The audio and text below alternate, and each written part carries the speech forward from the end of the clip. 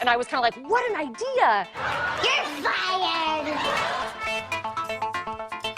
In the past year, a powerful new technology has emerged. To you by a savvy investment in a thriving business.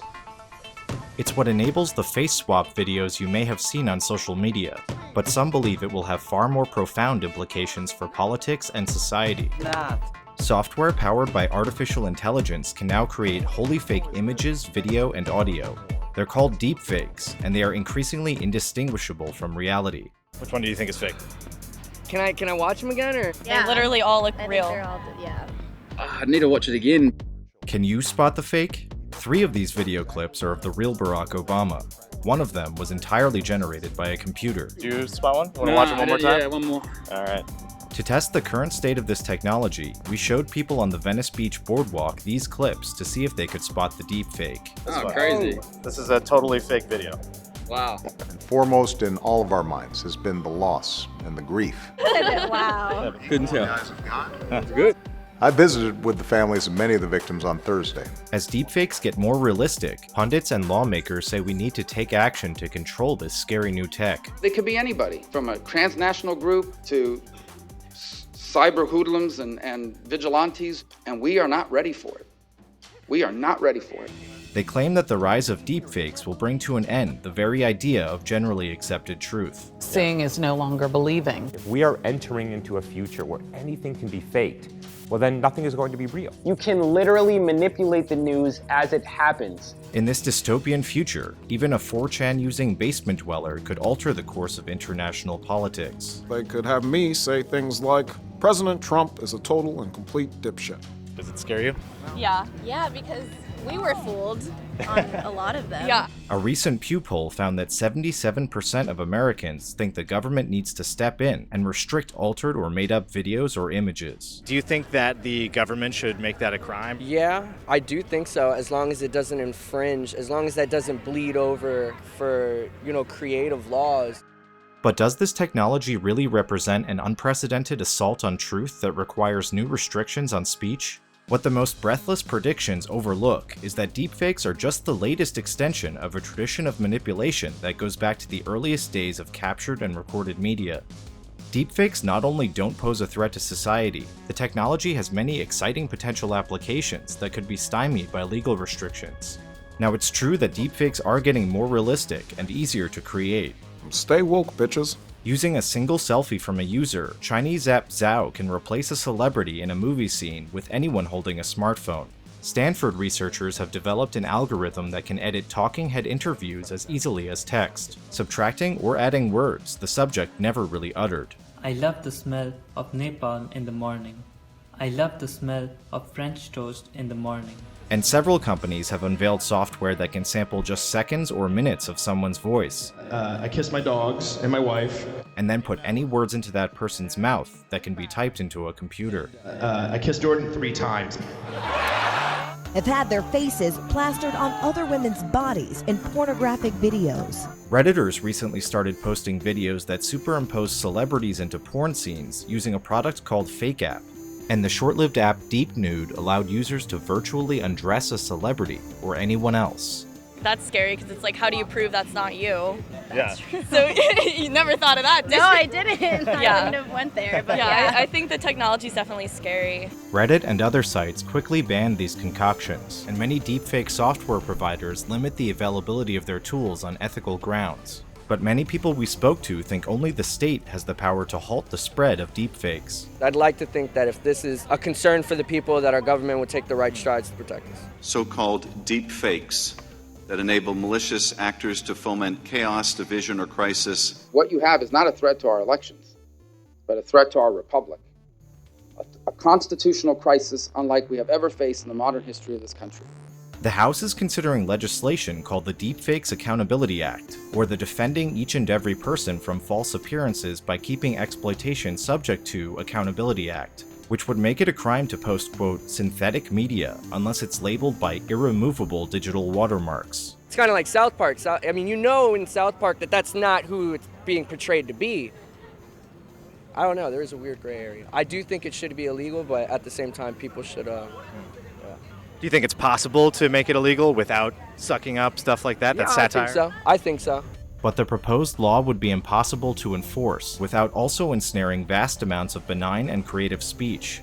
The bill is vague as to what should count as synthetic media, and its response to software that can alter any image is to make it a crime to post images that can be altered by software to remove watermarks. You're the government, you're trying to, define what a deepfake is so that you can ban it or you can regulate it. How would you define it? As long as the parties involved are all informed and consensual, then it's fine. But if, I don't know, because then we're going back to the South Park thing where it's free use to...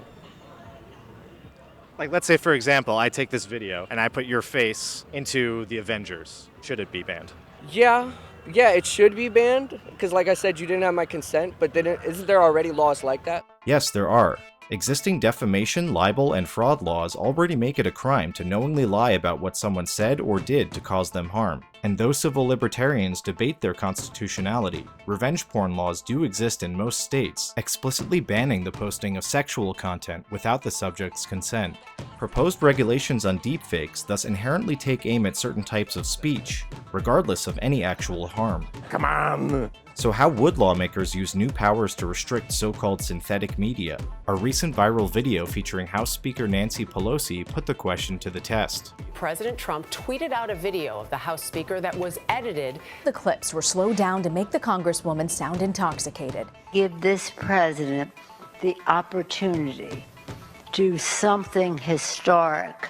Facebook marked the clip as doctored and limited its distribution, but when executives refused Pelosi's demands to remove it from the platform altogether, she called them, quote, willing enablers of the Russian interference in our election. That video was not an AI-assisted deepfake, but rather a crude manual manipulation that some have called a cheap fake.